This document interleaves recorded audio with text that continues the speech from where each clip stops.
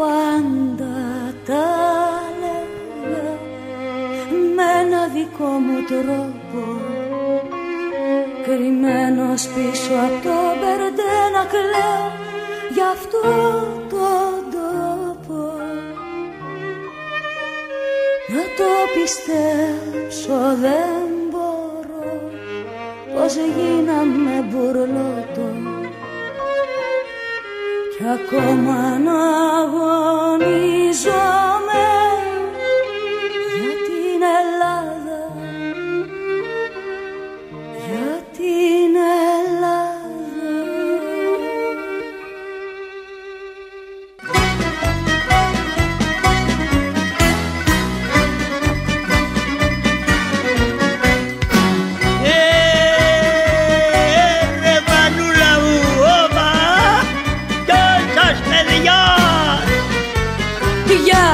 Πως καταντήσαμε ρε φίλε μου καμπούρι, που κάποτε αγοράζαμε 2 φράγκα το κουλούρι. Δώσε σου λένε συνέχεια, δώσε και ξαναδώσε, το αίμα την ανάσα σου και την Ελλάδα σώσε. Κι εγώ που πάντα τα έλεγα με ένα δικό μου τρόπο, κρυμμένος πίσω από το μπερντέ να κλαίω για αυτό τον τόπο. Να το πιστέψω δεν μπορώ πως γίναμε μπουρλότο κι ακόμα να αγωνίζομαι για την Ελλάδα, για την Ελλάδα ρε γαμώτο.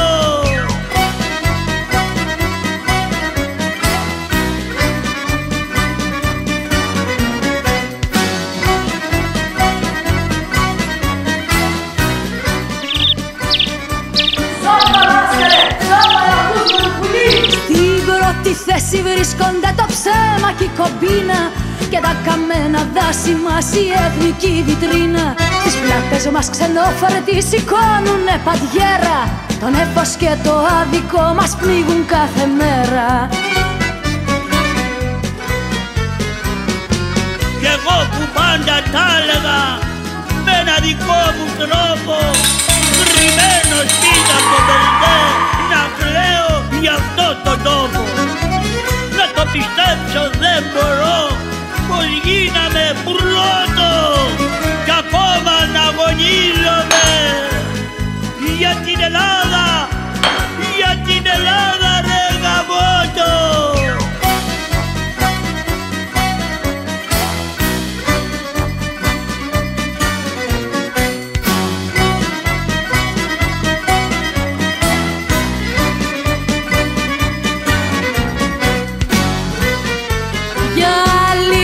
Είναι τα πολλά και για πολλούς τα λίγα, το βλέπω να γυρίζουμε στα χρόνια του κολίγα.